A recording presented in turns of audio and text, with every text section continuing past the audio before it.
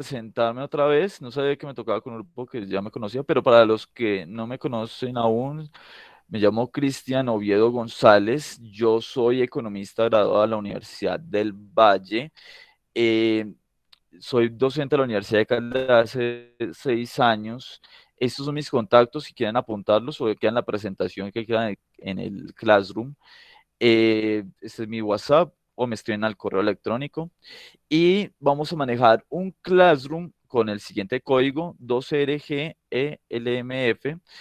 Para los que no saben manejar Classroom, lo más de sencillo, ustedes ingresan a la dirección classroom.google.com. Un momento, por favor.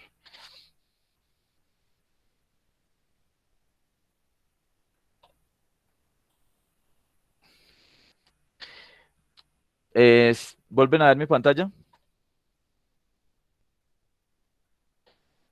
Sí, señor. Sí, profe. Classroom.google.com. ¿Sí? Ustedes ingresan al inicio pues de classroom.google y escriben aquí en el más, unirse a una clase y escriben el código que está en la presentación que está acá, este 2RGLMF. Si ingresan correctamente, es decir, con el correo de la Universidad de Caldas, inmediatamente les deja inscribirse. Listo. Una vez hayan ingresado al Classroom, ¿qué van a ver? Van a ver el material de lectura, que por cierto, una vez se los dejo aquí ya, que es para la próxima semana, es Breve Historia del Pensamiento de la Macroeconomía, es un PDF. Van a encontrar la clase del día de hoy en PDF y en PowerPoint, y van a encontrar el calendario de todas las sesiones que vamos a ver y qué temas vamos a manejar en cada una de esas sesiones.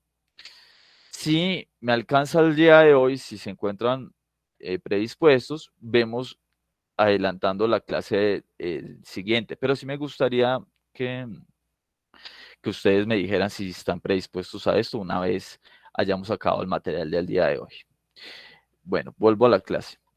Ya estando claro esto, cuál es el Classroom, vamos a ingresar cada semana en este mismo enlace que está en la presentación. Igual también va a estar en el PDF, es el mismo enlace cada vez. Teniendo esto claro, vamos a hablar de por qué ustedes como administradores financieros tienen que estudiar macroeconomía, porque está en el programa. Está en el programa porque se tiene como objetivo que el estudiante de administración financiera sepa de variables macroeconómicas fundamentales, que identifique cuando se hablan las noticias acerca de inflación, desempleo, se habla de política económica, de política fiscal, ustedes tengan una visión un poquito más profunda y sepan por qué se fundamentan ciertos tipos de políticas, cuáles son aquellas condiciones que existen detrás de toda la política económica del Estado. Y cuando ustedes vean una situación, por ejemplo, que está creciendo la inflación, que está creciendo el desempleo, ¿cuáles van a ser las políticas que van a haber enseguida? ¿Cuáles son las políticas que van a implementar, ya sea el Banco de la República o el gobierno?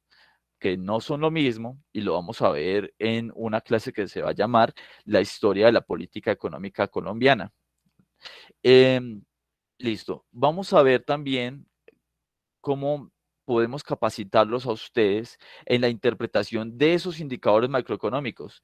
Un indicador de, como les digo, de inflación, ¿cómo se interpreta? 3%, ¿qué significa esto? 4%, ¿qué significa tal cosa? Un desempleo de tanto, una tasa de ocupación de tanto, una tasa general de participación de tanto, una tasa de interés de tanto. Ustedes tienen que interpretar eso cuando hayan terminado el curso. Y ustedes además van a poder comprender de manera lógica qué está detrás del diseño de políticas públicas, ya sea fiscal, monetaria o cambiaria. Eso es lo que yo quiero que ustedes al final del curso digan. Entonces si pasa esto, lo más probable es que el gobierno va a promulgar una política de este tipo o una política de tal otro corte, dependiendo de la situación en la que se encuentra el país. ¿Entienden los objetivos del curso?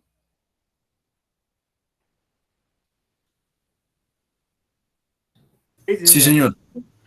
Listo. ¿Cómo se justifica esto? Ustedes en sus empresas como administradores financieros, teniendo su empresa propia o quizá trabajando para un banco, para una entidad financiera o para una empresa de cualquier corte, a veces ustedes se van a encontrar con distintas situaciones que son demasiado grandes y que no involucran precisamente solo a la empresa o solo a los consumidores de la empresa. Ustedes si se acuerdan de Micro, nosotros hablamos que Micro tenía varios objetivos. Era, hombre, ¿cómo yo conozco a mi consumidor? ¿Cómo yo le explico su comportamiento? Y al haber explicado ese comportamiento, ¿cómo predigo un próximo comportamiento del consumidor? O la segunda opción para utilizar la micro es, ¿cómo conozco yo mi propia empresa? ¿Cómo la modelo? Y además modelar en el sentido de cómo la interpreto, cómo le pongo una explicación a mi empresa. Y al haberla explicado, ¿cómo puedo mejorarla? Ahora, entonces, estamos hablando de micro, estamos hablando de por dentro de nuestros consumidores y por dentro de nuestra empresa. Pero macro está hablando vamos a hablar de cosas que no atañen a la empresa directamente. Estamos hablando de, una empresa por allá gigante, estamos hablando de Estados Unidos, estamos hablando de la Unión Europea, estamos hablando del PIB, de cosas que no tienen que, pues no nos impacta internamente, sino desde lo externo. ¿Cómo eso podría afectarnos? Hombre, si vemos que en Estados Unidos esté cayendo la demanda, eso va a tener una repercusión en nuestra empresa en algún momento, ya sea por el dólar, ya sea por la tasa de desempleo, ya sea por el PIB de Colombia. Hay muchos motivos por los cuales va a impactar. Entonces, la idea es entender eso macro, grande, y poder aplicarlo a nuestra empresa. O al menos aplicar buenas medidas de contención ante una situación o aprovechar una situación que se esté dando por ahí. Entonces, uno conociendo el contexto gigante, ahí puede aplicarlo a su empresa. Ahora, ¿qué es macroeconomía? Les voy a dar una definición no propia, sino de dos profesores que se llaman Rudiger Darbach y Stanley Fischer. La macroeconomía, según ellos, se ocupa de la conducta de la economía en su conjunto, de las expansiones, es decir, cuando todo el conjunto de la economía tiene más bienes y servicios, y las recesiones, cuando están reduciéndose estos bienes y servicios de la producción total de bienes, de todos los bienes de la economía, todo lo que se produce y los servicios que también se están produciendo y de su tasa de crecimiento, de las tasas de inflación, del desempleo, de la balanza de pagos y de los tipos de cambio. Se ocupa del crecimiento económico a largo plazo como de las fluctuaciones a corto plazo que constituyen el ciclo económico. En suma, la macroeconomía se ocupa de las principales cuestiones y problemas económicos actuales. Bueno, esa definición muestra la macroeconomía, pero macroeconomía, porque la macroeconomía trata de muchos temas, trata de demasiados temas, pero como trata tantos temas, entonces comienza a dividir parte por parte, parte por parte, para que una pueda generar un concepto muy completo de lo que es la economía de un país. Entonces aquí ya comienza a subdividir temas, ya comienza a hablar de las expansiones y las recesiones, de la producción, de la tasa de inflación, del desempleo. Entonces vamos a ver partecita por partecita de todo esto y al final la idea es que podamos, al haber conocido parte por parte, conocer la totalidad de estas cosas y cómo se conjugan. Bueno, muchachos, ¿todos entendieron por qué debemos estudiar macroeconomía como administradores financieros o alguien tiene alguna duda?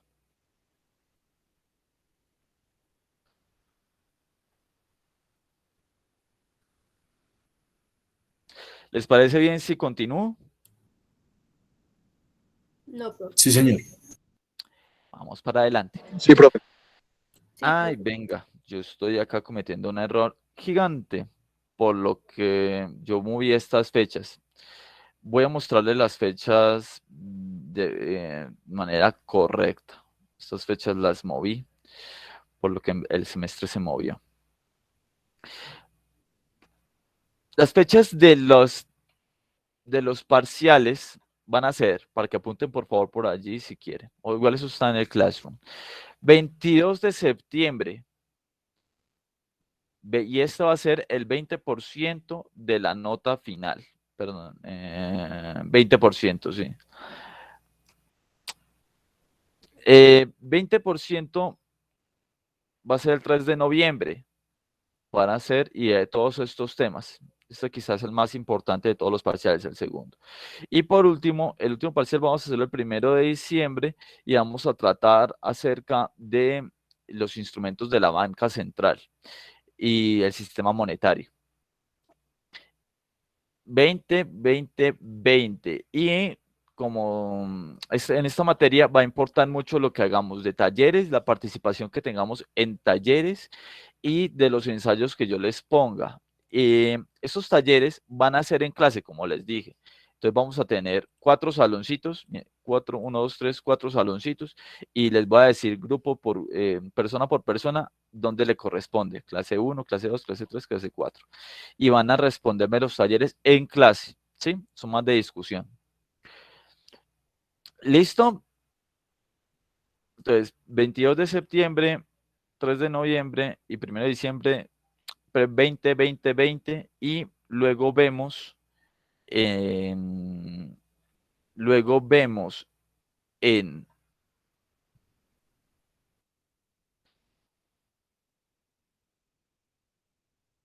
luego vemos en cada uno de estos, perdón, luego vemos los talleres y exposiciones, cuánto tienen ustedes y eso va a ser el 40%, entonces por favor participen mucho. ¿Cómo vamos a participar? Entonces, a través de Kahoot.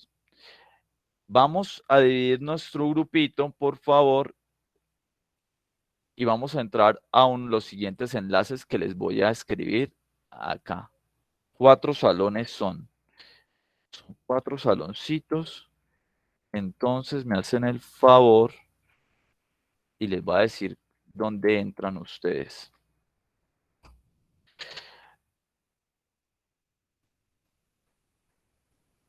Andrés Felipe, Claudia, Daniela, Edison y Juan Felipe entran al primer enlace. Ahí los espero.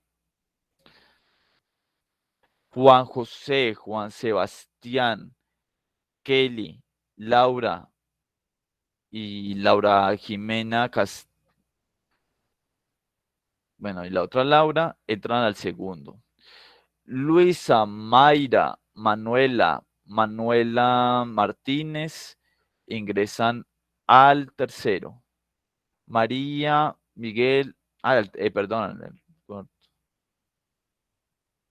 ¿Dónde iba yo en el tercero? ¿Quién falta por llamar?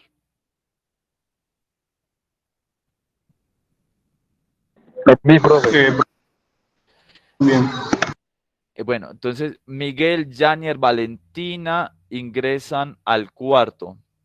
Sofía, Sebastián Sofía ingresa al primero, Sebastián entra al segundo.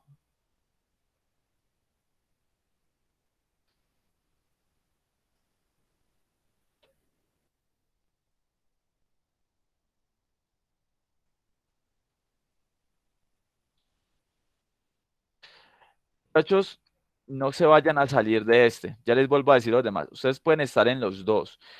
Lo que vamos a hacer es, ustedes van a escucharme con el micrófono apagado en esos salones y van a escuchar las preguntas que yo les voy a hacer. Cuando estén en discusión, me hacen el favor y comienzan a hablar entre ustedes, pero entonces yo voy a silenciar ese salón para mí. No, mentiras, no, yo tengo que escucharlos igual. Ustedes me van a hacer el favor, ingresar allá manteniéndose en este salón, ¿ok? Me van a escuchar y van a poder hacerme el favor de, de ir respondiendo a las preguntas que les voy a mostrar a través de este Kahoot, ¿ok? Ustedes pueden hablar a través de los otros, pero ver las preguntas que les voy a mostrar, ¿ok? Y entran con el celular. Bueno. ¿Alguien tiene dudas? O sea que solamente entra uno por grupo. No, no, entran todos, Pues al Kahoot. entran todos al saloncito este y todos se quedan acá también, porque acá tienen que ver mi pantalla, porque yo aquí es que les muestro las preguntas. En el grupo, tan solo hablan entre ustedes para discutir cuál es la respuesta entre los del grupo. ¿Sí, Sofía? ¿O qué me hizo la pregunta? Profe, qué pena. ¿Y cuánto tiempo vamos a tener por cada pregunta? Porque pues. 4 minutos. Profe, qué pena. Yo no le entendí en qué grupo quedé. María, subes un poquito el volumen, es que se escucha pasito. Profe, que no le entendí en qué grupo quedé. María, entra al tercero. Ah, Listo. Profe, qué pena. Otra cosa, lo último, es que tengo una compañera que es Carol que tiene problemas de conexión y no ha podido ingresar. Ay, no, ¿en serio? Por el celular, por ningún modo puede ingresar. No, como que no tiene internet en la casa. Ah, ahí sí nada que hacer.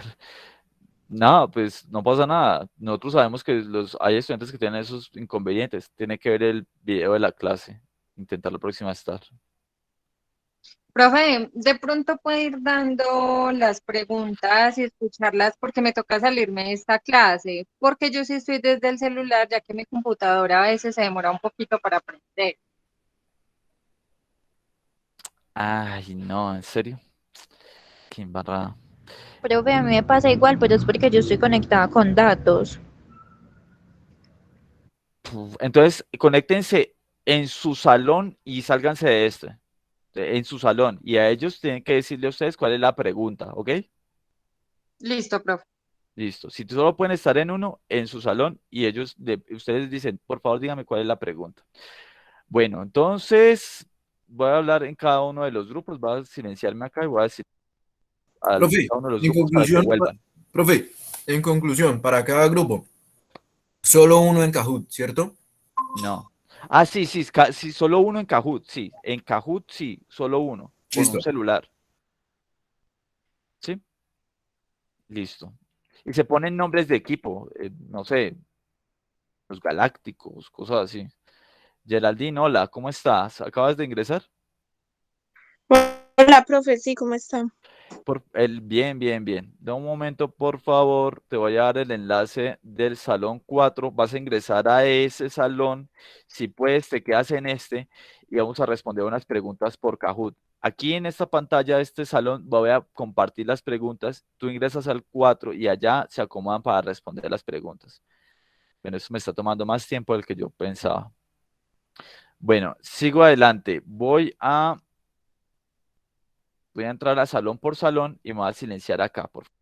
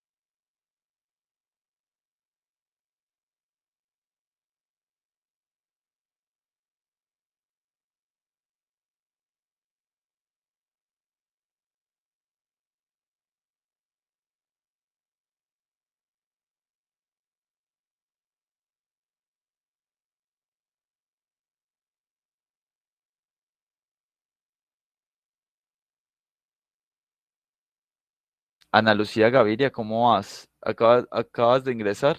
Ingresa por favor al salón 4. Ah, profe, yo me estaba uniendo al primero. Hola, profe, buenas noches. Pero si ya Hola, me uno buenas. entonces al 4. Pero tú puedes ayudarles a ellos con tu celular para responder la pregunta. ¿Tienes? ¿Cómo les ayudo? Pues no sé, Eh, llegué un tú- poquito tarde. listo. Ellos te van a leer la pregunta y entonces tú lo que vas a hacer es responderla en tu celular. Si tienes otro celular, no, pues estás en la llamada y ellos te van a decir tal respuesta amarilla. No, escoja la verde, escoja la azul, escoja la roja, ¿sí? O falso, Listo. verdadero. Listo. Bueno, entonces vamos a Kahoot. ¿Todos listos? Sí, señor. Profe. Entonces tiene que haber 4 equipos. Entran a la página kahoot.it,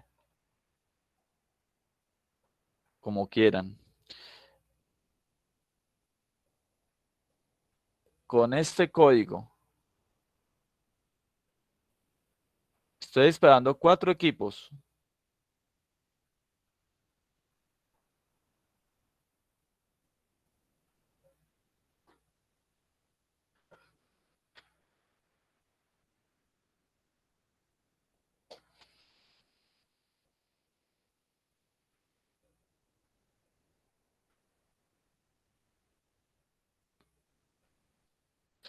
Y ojo que yo les estoy escuchando a todos los escucho, pero los otros equipos no los escuchan.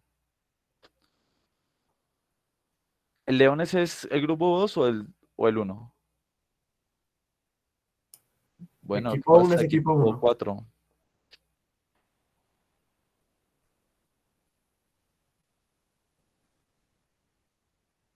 Bueno. Ana Lucía Gaviria, ¿tú nos ibas a ayudar con el grupo 4? Sí, profe, ya estoy ingresando. Ah, súper, bueno. Esperemos un momentico.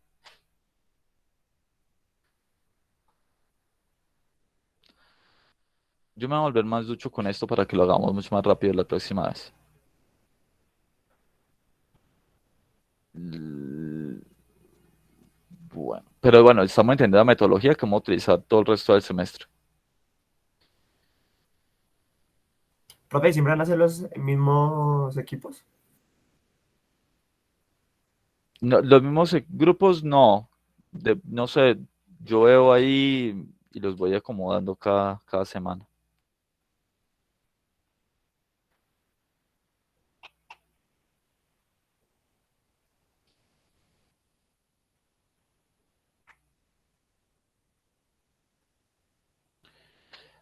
Ingreso yo como equipo 4 y ustedes me dicen qué marco,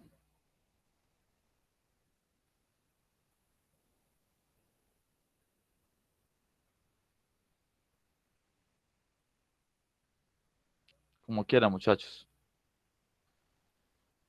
Listo, entonces ustedes me dicen, profe, marque tal cosa. Solo yo los escucho. Yo ya ingresé, profe. Ah, listo, pues no, entonces ya. Entonces, Me demoré un poquito, pero llegué.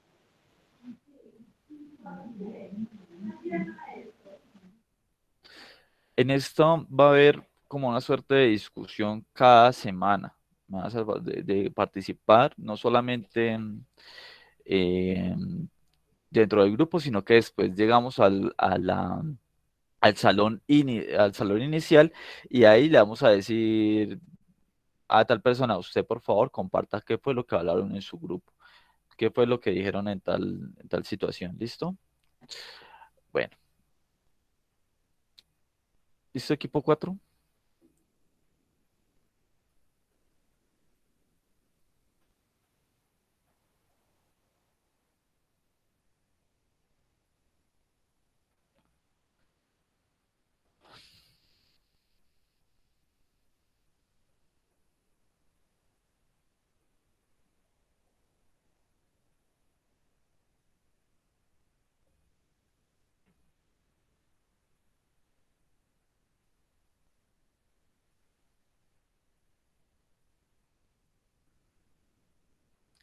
Yo respondo por ustedes si quieren. Acá estoy puesto para entrar. Entonces me dice, profe, mar, ¿qué tal? Profe, mar, ¿qué tal?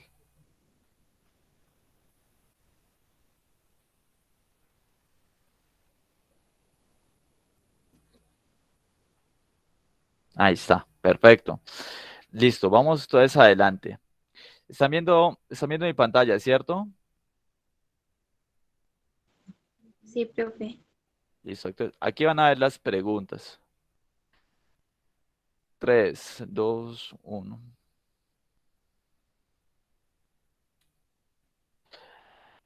Listo, la primera pregunta es, ¿la economía estudia cómo? Rojo, hacer más plata usando estrategias comerciales y de mercadeo. Azul, las personas usan recursos escasos para satisfacer necesidades. Amarillo, son los procesos de producción, distribución y consumo en la sociedad. Verde, las personas pueden usar estrategias financieras para ganar plata.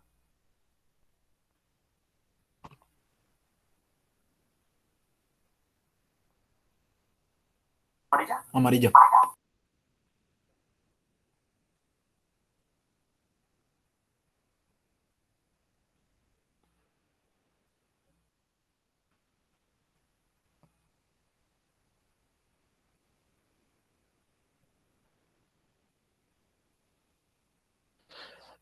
Yo no vuelvo a hablar. Entre ustedes internamente se dictan las preguntas.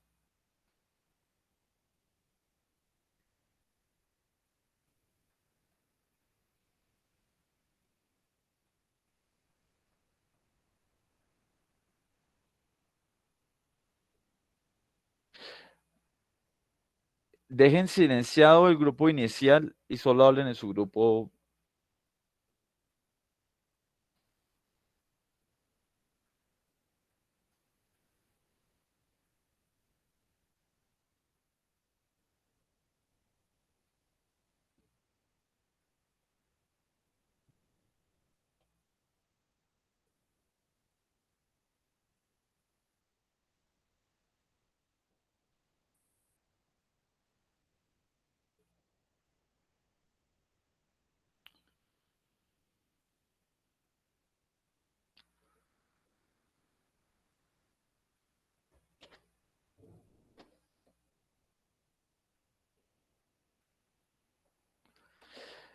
Bu-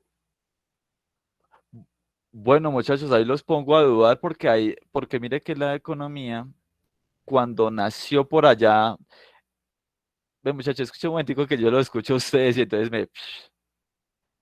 Bueno, muchachos, la economía cuando nació como una ciencia política y estudiaba en la sociedad se distribuían todos los productos. Así nació. Y luego se fue transformando en una suerte de ciencia o de tecnología que estudia cómo se pueden satisfacer las necesidades utilizando la mínima cantidad de recursos o los recursos que son escasos. Ambas son correctas. Los que dudaban están muy bien porque ambas son definiciones correctas. ¿Ok? Dan igual número de puntaje.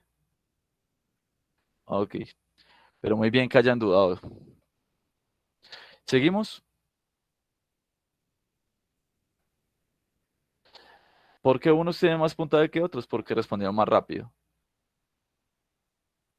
Entonces, eso también que en cuenta la velocidad. Bueno, seguimos. Profe, ¿me Sí. podría regalar nuevamente el link del grupo uno? ¿Alguien lo puede compartir en el chat? Bueno, yo lo hago.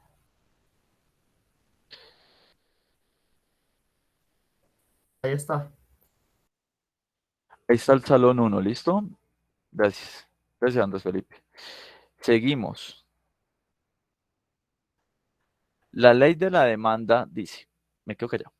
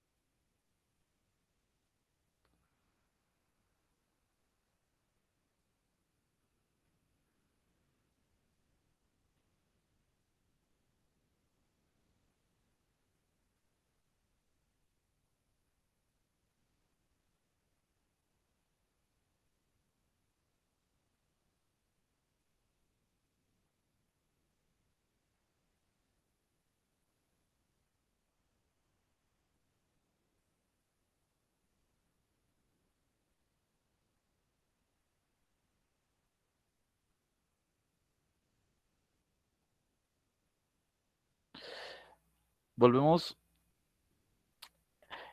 ambas son correctas. O sea, hay una relación inversa entre el precio y la demanda. Cuando sube el precio, baja la demanda. Cuando baja el precio, sube la demanda. Esa es la ley de la demanda. Entre mayor precio, baja la demanda. Entre menor precio, sube la demanda. Eso es todo. ¿Listo? Van a encontrarse muchas de las preguntas que ambas son correctas o hay dos opciones correctas. ¿Listo? Seguimos adelante. Listo. Equipo 4 subió y se salió este que se llama Grupo 4, ¿cierto? Bueno, Sí, profe, dejamos solo uno. ok, bien.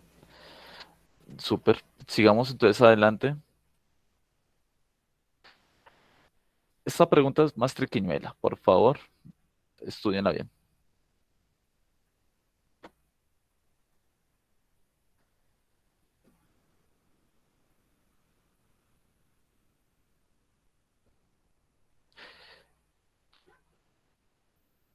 Esa flecha arriba es si aumentan los factores de producción.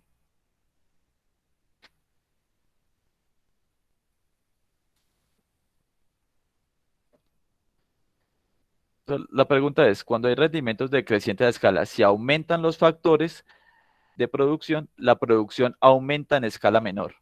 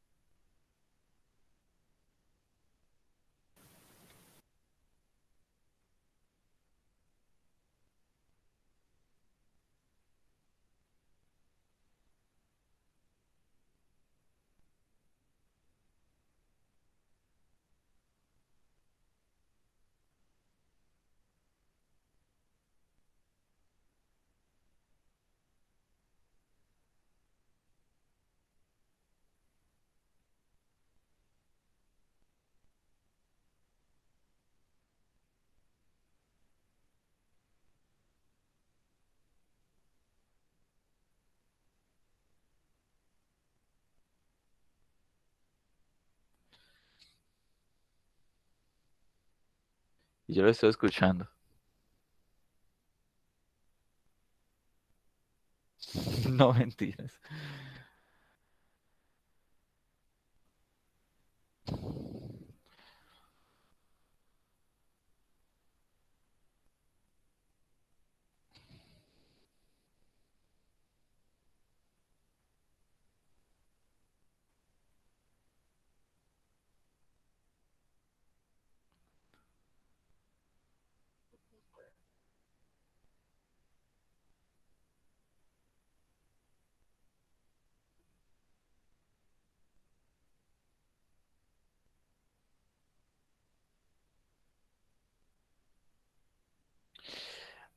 Bueno, la mayoría están bien.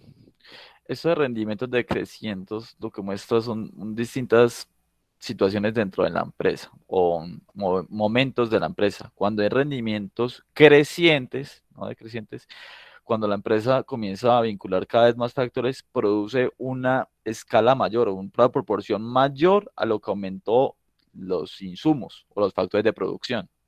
Si compró el doble de máquinas, va a producir más del doble. O sea, crecientes. Cuando es crecientes. Cuando son constantes, el aumento es proporcional. Y cuando son decrecientes, el aumento es menor que proporcional.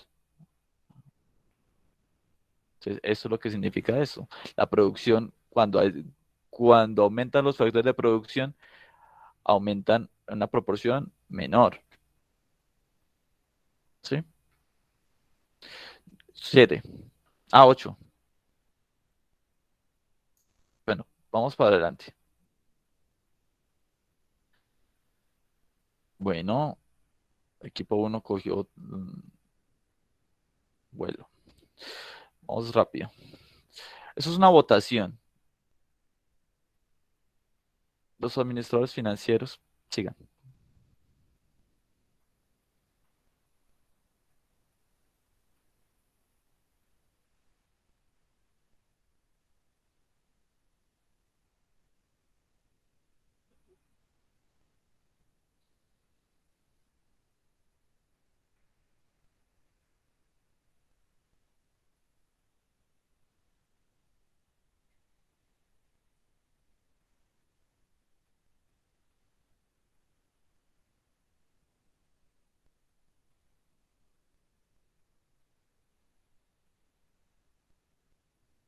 Eso es una votación. Todas son correctas, en verdad. ¿Pero qué creen ustedes?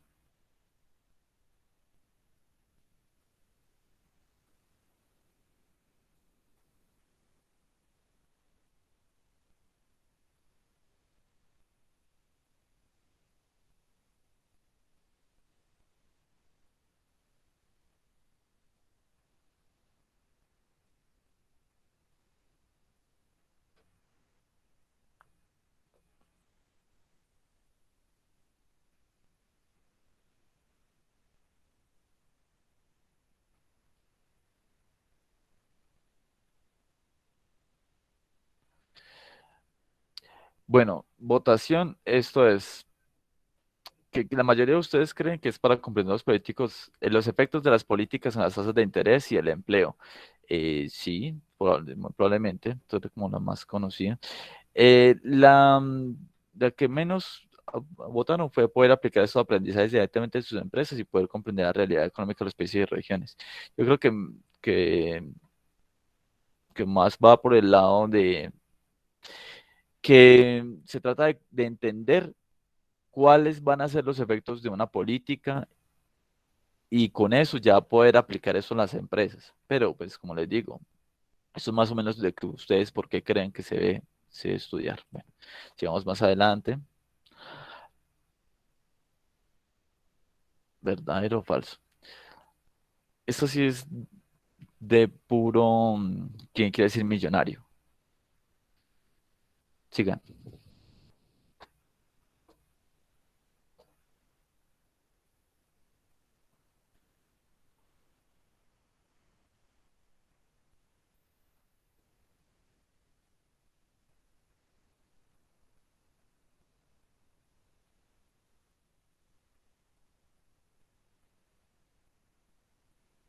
Ahí me equivoqué, es del griego, perdón.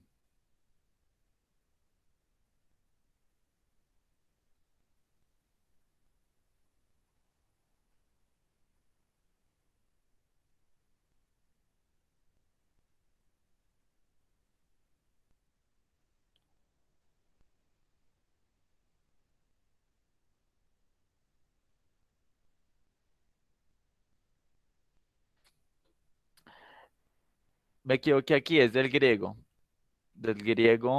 cuidado del hogar. Yo sé que la persona que se equivocó fue porque le coloqué el latín y no griego. Bueno, vamos adelante. No creo.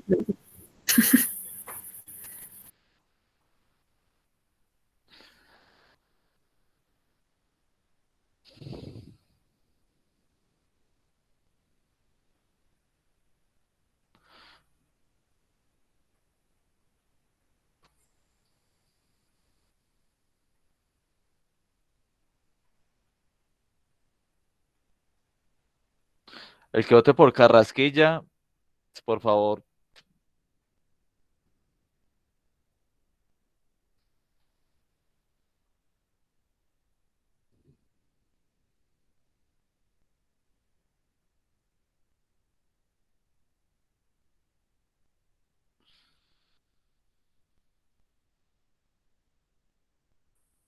Sí, bueno. Nadie votó por Carrasquilla. Bueno, sigamos pues. La diferencia entre...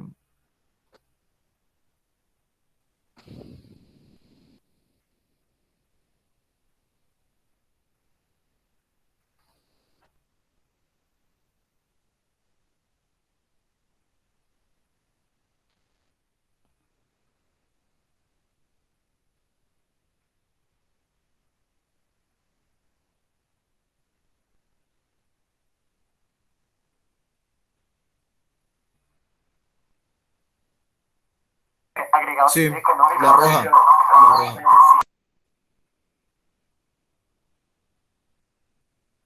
Yo digo que la roja, no sé.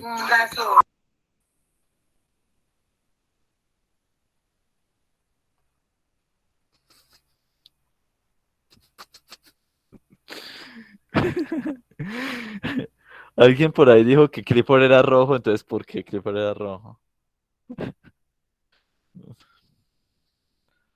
Bueno, eso está muy bien.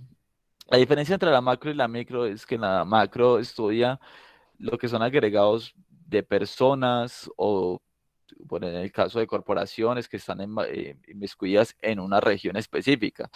No importa si es un país pequeño, un país grande, pero sí vincula a muchos países. Y la diferencia está en lo siguiente. La micro trata de individuos, aunque sean, digamos, como empresas que vinculen muchas personas. Puede ser la empresa más grande del mundo, Microsoft o Google, pero la persona que toma la decisión lo toma como si fuera un solo individuo. Por eso se estudia a través de la micro, porque es un individuo. En cambio, la macro estudia cuando se comportan muchos individuos en un mercado. Bueno, sigo. Es que me estoy escuchando y, bueno. Equipo 4 está muy cerquita de agarrar pues al equipo 1, entonces ojo, esta es la pregunta decisiva.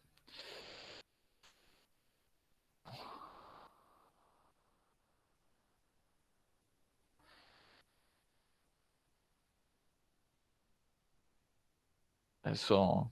Entonces sí, es un compromiso que queda ahí grabado.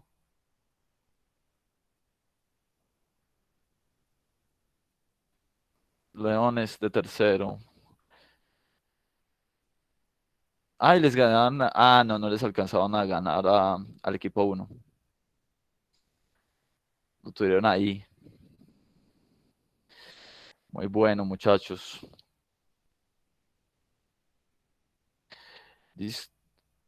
Listo, muchachos. ¿Les gustó el ejercicio? Vamos a hacer esto todas las semanas para los talleres. ¿Listo?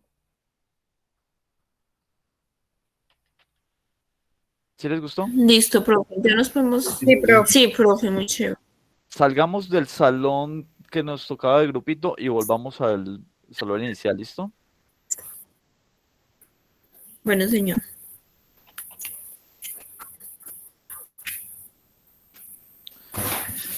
Pues espero un momento mientras hablen del otro. ¿Qué quiere, canzona? Bueno, recuerden apagar sus microfonitos. Listo. ¿Me permite? Entonces voy a empezar a dar cuáles son los contenidos del curso. Sí, señor. Listo. Bueno, entonces, ¿cómo empezamos esta materia de macroeconomía? Primero vamos a hablar de cuáles son los periodos históricos del estudio de la macroeconomía. Y aquí vamos a tener una fotico de un señor que se llama John Maynard Keynes. Ya en el Kahoot ustedes vieron que el padre de la economía, como se conoce así en el lenguaje coloquial, es Adam Smith. Pero el padre de la macroeconomía se llama este señor, John Maynard Keynes, porque le comienza a dar un cuerpo teórico que explica varias cosas que aparentemente estaban no relacionadas antes de que él llegara, y él comienza a darle un cuerpo teórico en que amasa todas esas cosas que antes se estudiaban por aparte, que es el interés, el empleo y el dinero. Entonces él le pone un marco teórico que explica las tres cosas a la vez. Y entonces Por eso se conoce como el padre de la macroeconomía, porque le da un cuerpo teórico a estas cosas. Luego de estudiar cuáles son los pensadores que influenciaron el pensamiento de él y de otros macroeconomistas desde periodos de 1500 hasta la actualidad, vamos a darle pues ya un cuerpo a lo que es la actualidad, el pensamiento actual.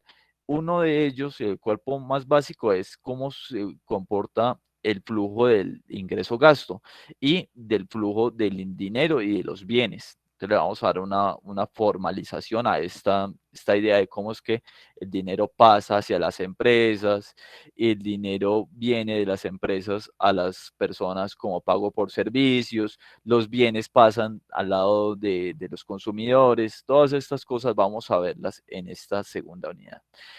Ya luego de haber visto esa parte del flujo, cómo es que las empresas y los consumidores se comunican a través de los mercados financieros, vamos a ver después cómo es que se mide todo ese movimiento, cómo es que se cuantifica. Y eso es la medición del PIB. ¿Y cuáles son esos métodos para cuantificar la producción nacional del país? Y es el enfoque del ingreso y el enfoque del gasto, que son como los dos más conocidos. ¿Y qué significa cada uno de ellos? Pero aparte de estos dos métodos, vamos a ver otros que son los pagos de los factores y vamos a ver otro que es el de las retribuciones a los distintos dueños de los factores. Luego, en la cuarta unidad, dando visto pues que es el PIB y cómo se mide, vamos a ver una cosa que se llama producto agregado y el ingreso agregado. Pero es una unidad relativamente más pequeña, es una extensión a la medición del PIB. Luego vamos a estudiar lo que es la oferta y la demanda agregada de la economía. Ya teniendo claro qué es PIB, ya podemos hablar de cuánto es que ofrece la economía en su totalidad y cuánto es que demanda la economía en su totalidad y cómo es que la diferencia entre la oferta y la demanda nos da ciclos económicos. Entonces, ya teniendo esto claro, vamos a ver cómo es que el sistema monetario actúa como una especie de medida para mitigar las distintas fluctuaciones negativas de la oferta y la demanda agregada.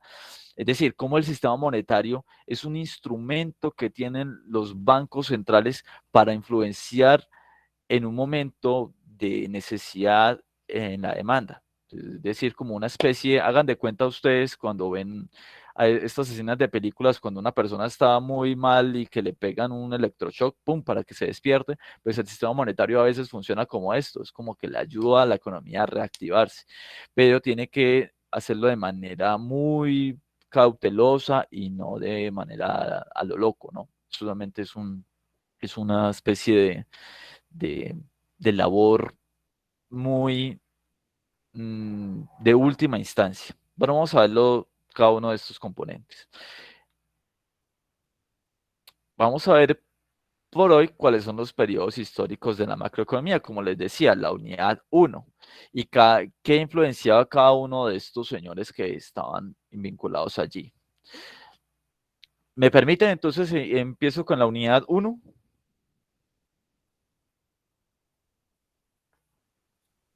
Ya que entendieron todo el viaje que vamos a hacer en la clase. Bueno. Entonces, yo les voy a hacer una especie de pequeño resumen acá. Cuando se habla de economía, en verdad, no es de ese año que le estoy poniendo ahí de 1665. No, en verdad cuando se habla de economía ni siquiera tenemos un registro histórico, pero sí tenemos ciertas nociones de cuándo se empezó a hablar de esto.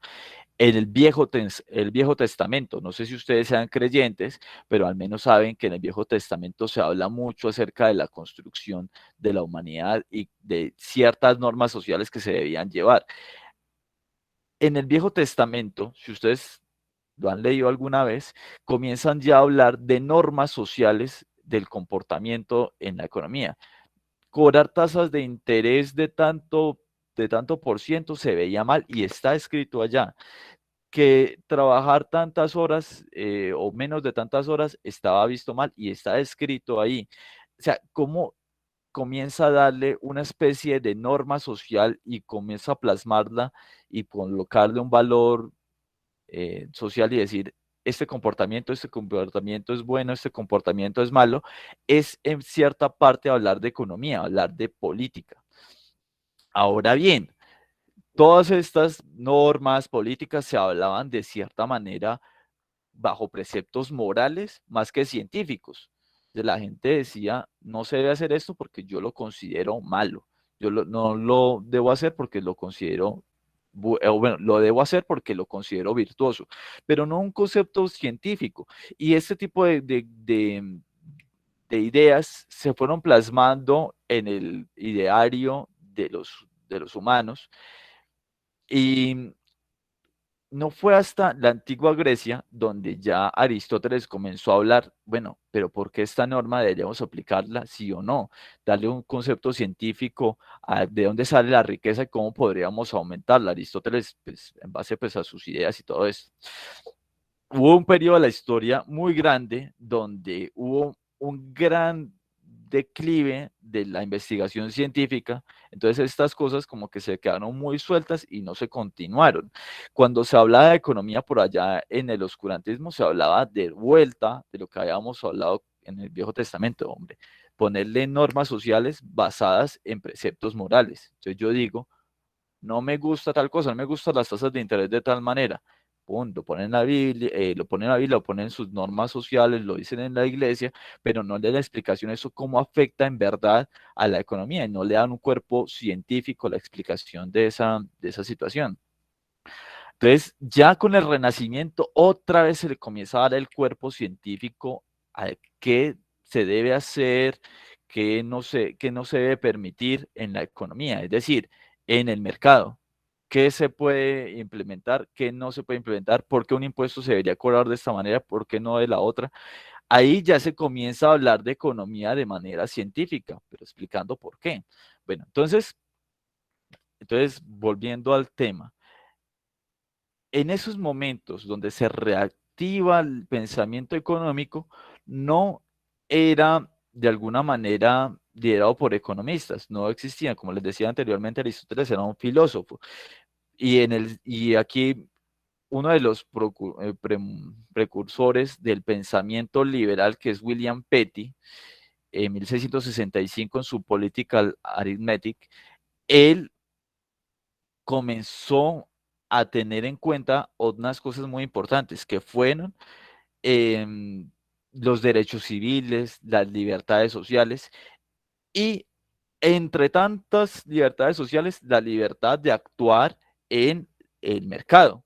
Pues es un pensador liberal, como darle la libertad a las personas para que tomen sus propias decisiones. Entonces, este señor, William Petty, que vemos aquí a la izquierda, no hablaba meramente acerca de economía, sino de libertades sociales, y por tanto él no era un economista propiamente dicho como lo existen hoy en día, sino que era un filósofo político. Hablaba de las cosas de la polis, es decir, de la comunidad, lo que involucra a muchos individuos. Este señor empezó a hablar no solamente de esto, sino también de, hombre, cómo es que podemos mejorar cómo podemos mejorar el bienestar de las personas de manera continuada. Entonces, él comenzó a hablar de estas cosas en su política aritmética, y él, en este libro trataba temas como, por ejemplo, la medición de cuántos bienes hay en la economía, cómo se puede medir a largo plazo, si sabemos si en 10 años tenemos más, tenemos mejores bienes, todas estas cosas. Bueno, pero este señor que tenemos a la derecha, que se llama Richard Cantillon, comenzó a aportar ya un sistema de contabilidad para analizar cómo es que hay sectores que tienen más en ciertas ocasiones o que aportan más al bienestar general de la nación. Entonces comenzó a generar un sistema de contabilidad donde partía la riqueza de un sector y comenzaba a transferirse hacia otros. Por ejemplo, el sector económico de la agricultura. ¿Cómo es que esa agricultura comienza a generar beneficios para la industria? Y esa industria, ¿cómo es que puede generar, por último, bienes finales para los consumidores finales. Entonces él comenzó a generar esa primera aproximación a la contabilidad nacional en su ensayo sobre la naturaleza del comercio en general. Bueno, estos dos señores son de Gran Bretaña, pero por allá en Francia, un señor que se llama François Quesnay, en su Tableau économique, comenzó a hablar de cómo es que son esos círculos de ingreso-gasto entre diversos sectores económicos y sobre empresas y familias. Bueno, empezó a comenzar a darle mucho más cuerpo a este tema que comenzó el señor Richard Cantillon. David Hume, que vemos acá que tiene un turbante que se parece al profesor de Harry Potter. Este señor es muy importante para el pensamiento el pensamiento liberal que tiene que ver con la economía, y es decir, la economía de libre comercio. Históricamente, antes de que esto se diera en 1752, vemos que no solo la economía, sino la humanidad, o más bien, humanidad no, la civilización occidental que nosotros teníamos en este periodo estaba muy influenciado por el mercantilismo. A ver si ustedes tienen una noción de historia, ¿cuál era la principal actividad económica de España y de Gran Bretaña y de Francia en las épocas después de 1492, en el siglo siguiente a 1492 del descubrimiento de América? Con todos estos viajes de ultramar y todo.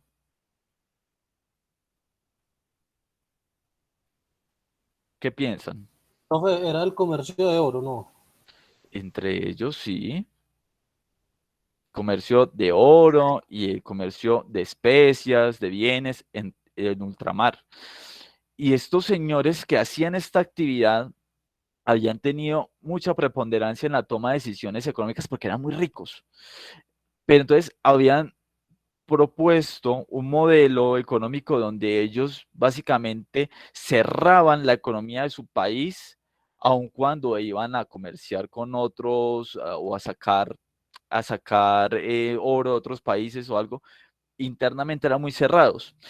Este señor David Hume comenzó a decir, hombre, nosotros deberíamos abrir nuestra economía y comenzar a comerciar mucho más comúnmente con los otros países, no solamente extraer y consumir acá, sino también poder darle libertad económica a nuestros países y poder comerciar y traer no solo insumos de otros países, sino también traer productos finales. Eso se conoció en esta época como la economía inglesa de libre comercio.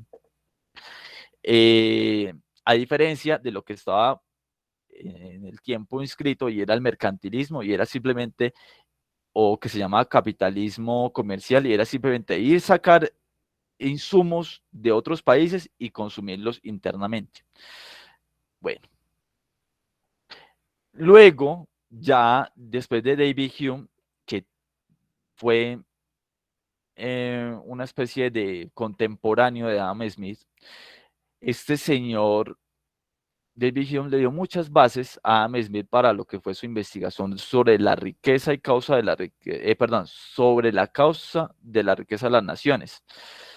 Y esto es, ¿cómo es que los países en verdad generan y generarán mayores mercancías y bienes finales, que es a fin de cuentas la riqueza de las naciones? ¿Cómo es que los países pueden hacerlo? Entonces ya comenzó a hablar de cosas de la base de la economía, y es de dónde en verdad parte la riqueza. Todos los anteriores se dedicaban a pensar cómo la medimos, cómo podemos aplicar políticas para que incremente, cómo podemos implementar libre comercio para que se beneficien todos, pero este señor le puso más énfasis, es, hombre, ¿de dónde sale en verdad la riqueza?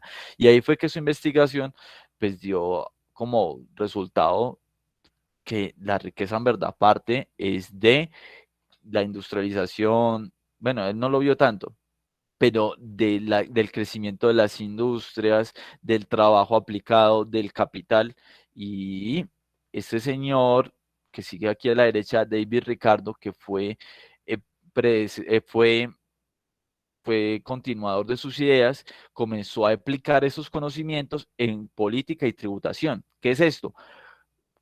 Quitarle impuestos a industrias que aumentan la riqueza y comenzar a ponerle muchos más impuestos a aquellas actividades parasitarias, como decía él. Entonces, ese tipo, David Ricardo, ya comienza a darle un cuerpo no solamente teórico, sino también normativo, es decir, decirle a la gente o a los que manejaban el país, usted tiene que implementar este tipo de política, tiene que implementar ese tipo de impuesto, el impuesto tiene que ser así, y eso lo hizo en sus principios de economía política y de tributación. Luego, por allá este señor John Stuart Mill, ya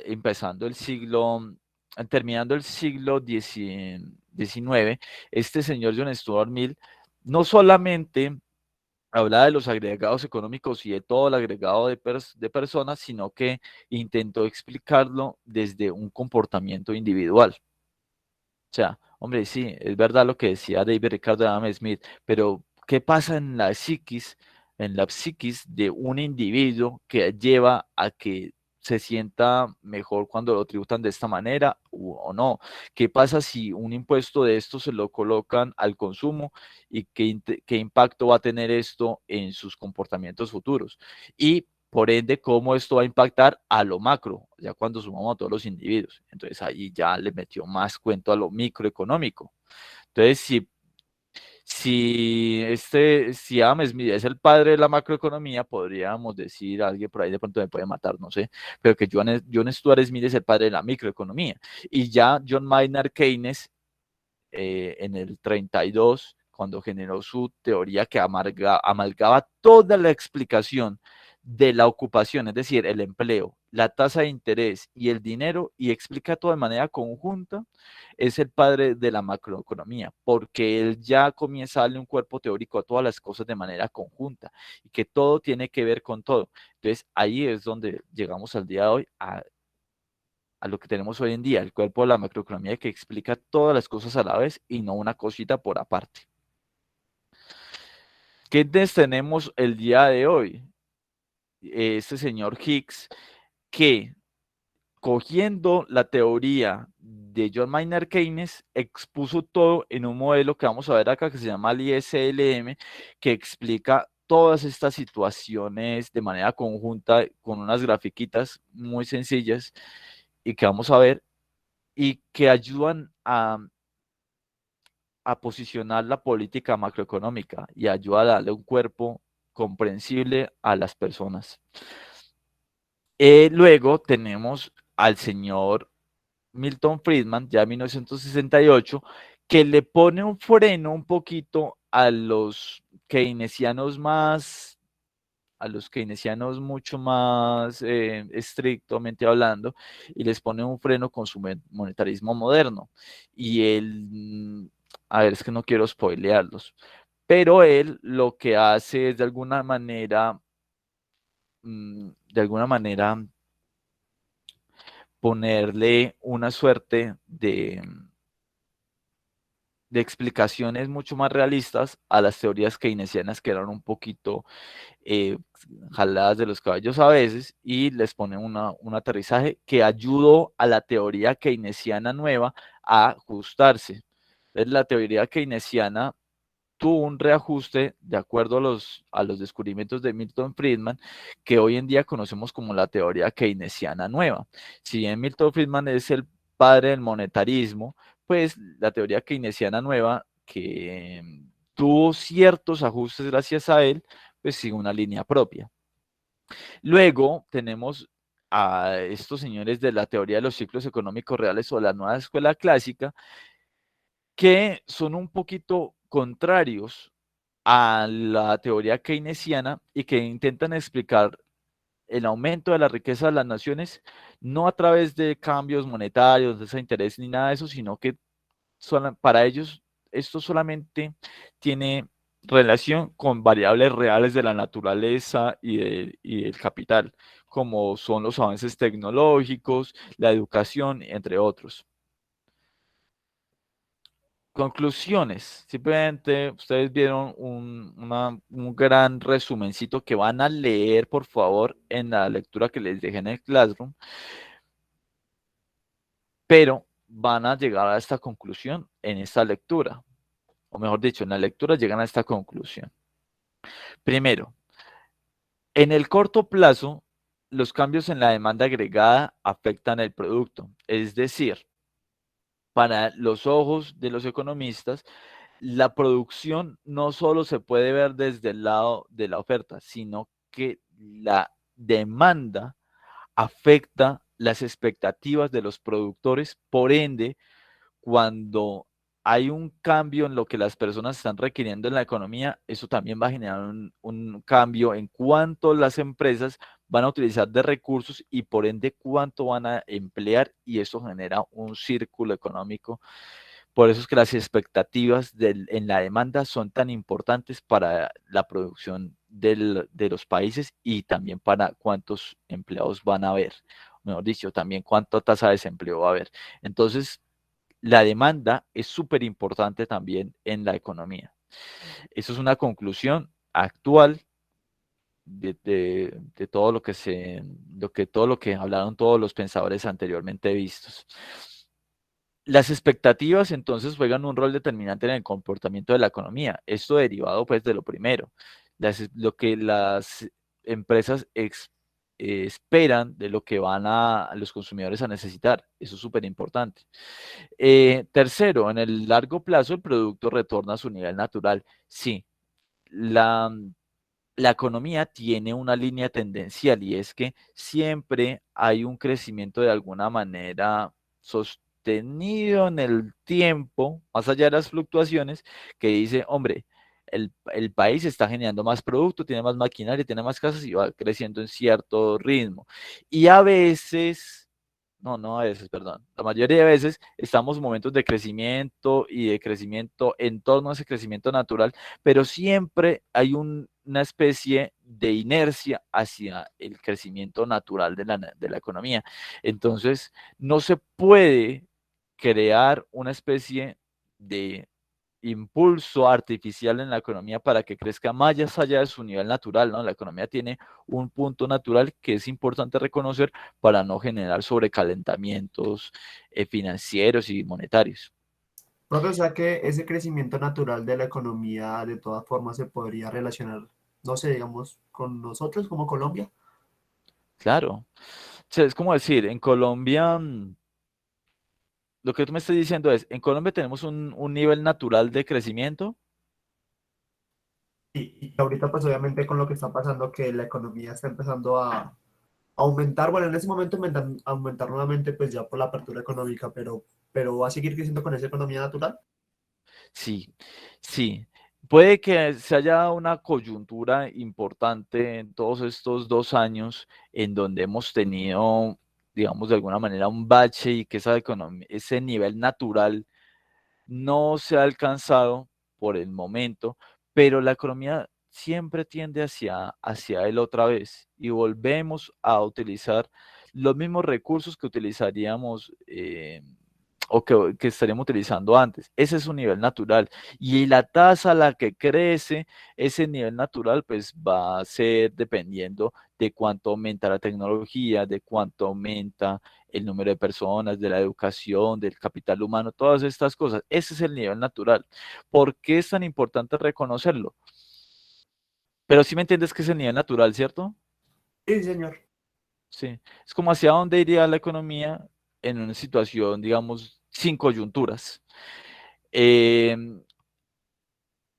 nivel natural siempre va a estar como ahí de alguna manera como un punto de inercia, así como nosotros somos atraídos hacia la Tierra por el efecto, por la ley de la gravedad y la Luna también, así mismo, y a veces la Luna se ve un poquito más grande, a veces un poco más chica, porque se está alejando un poquito en su hipérbole y en su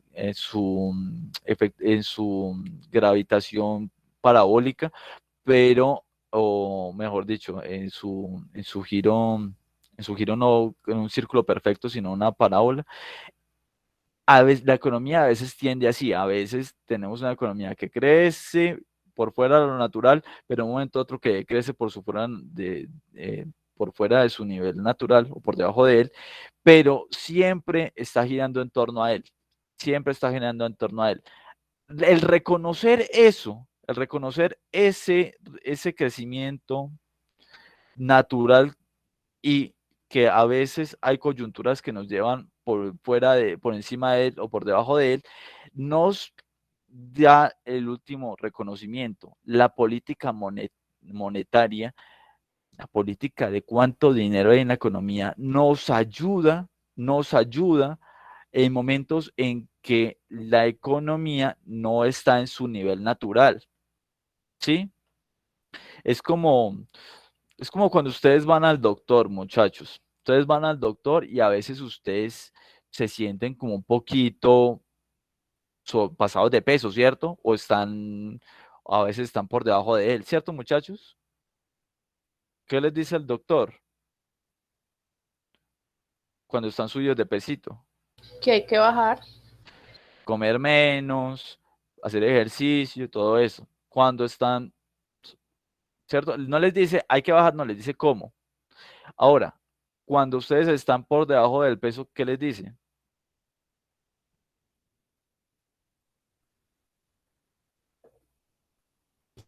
Dietas para aumentar el peso. Sí, dietas para aumentar el peso, bajarle a la ansiedad, hacer como de meditación, todas estas cosas. Entonces, la política monetaria, reconociendo que a veces que, digamos, la economía no está en el peso que debe estar, que está de pronto subida de peso o baja de peso, le dice, hombre, yo le recomiendo esta política monetaria. Es una norma que usted tiene que hacer de ahora en adelante por un tiempo hasta que usted recupere su peso normal.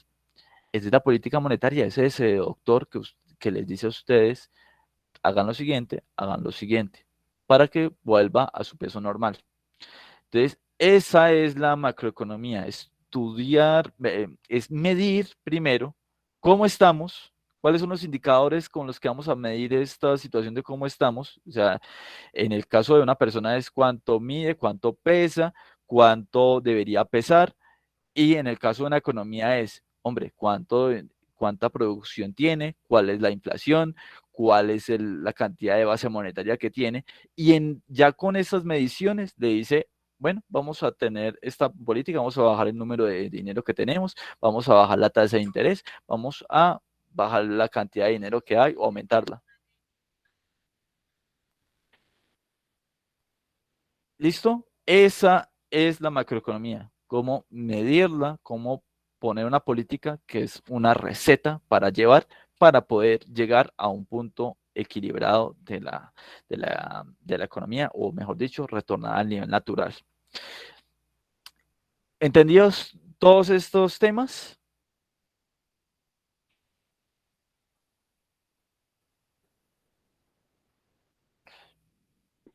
Sí, señor. Listo. Entonces, mire, yo les voy a dejar un tallercito para hacer en casa, pero está basado pues en la lectura que está en el Classroom. Y simplemente todas esas respuestas están en esa misma lectura, pero si quieren buscar en internet, bienvenido sea.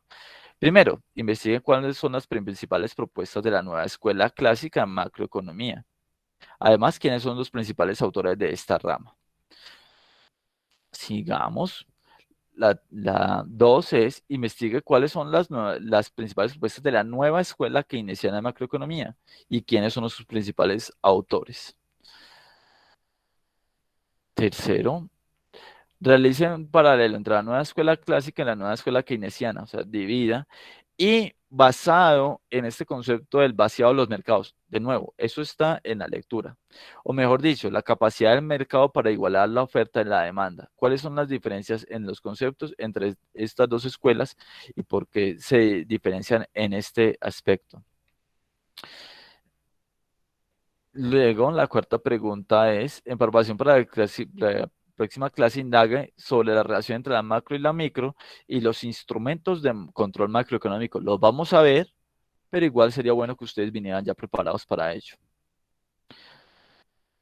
Quinta pregunta. Para el debate que vamos a hacer, 4 o 5 grupos. No, yo creo que 4, ¿cierto? ¿Está bien en 4? ¿4 grupitos? Sí, ahí está bien. Listo. ¿Qué consideran ustedes qué medidas se están aplicando en la actual coyuntura de desaceleración económica causada por la crisis del COVID-19?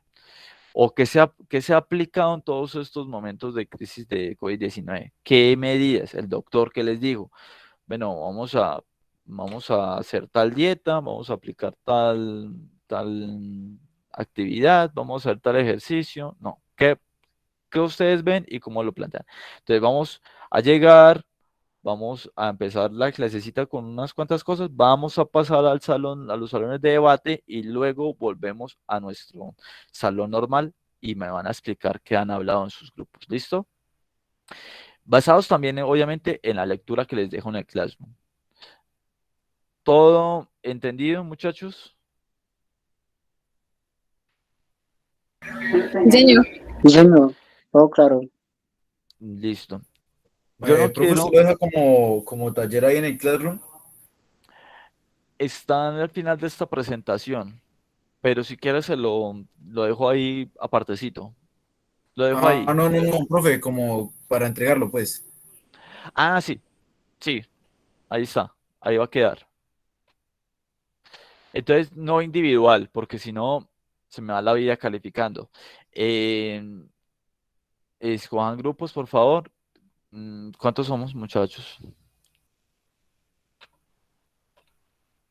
Bueno, Profe, igual hubo gente pues que no se pudo conectar. Por bueno, ejemplo, una compañerita Lina Tatiana no se pudo conectar, entonces yo creo que sumándole por ahí unos 3 más. listo. Seremos 25 no, 23. Entonces, eh, 4. Grupos de a 4. Ustedes se conocen, se hablan, tienen su grupo. eh, y van armándose ahí en sus grupitos, ¿listo? Y lo entregan la próxima semana, si quieren después de que hagamos la clase. Bueno, entonces, ¿les parece bien si cerramos por hoy acá para que la próxima clase tengamos lectura hecha? Profe, Señor, yo quiero hacerle una pregunta pues claro. fuera del tema. ¿Qué piensa usted del nuevo cargo de Carrasquilla en el Banco de la República? ¿Puedo parar la grabación? Sí, profe, parela. Sí, que no quede evidencia. Bueno, gracias entonces a los que van a ver el video, ya saben qué hacer, entregar el taller junto a sus compañeros. Gracias, muchachos, los del video. Pues sigamos la clase. Detener grabación.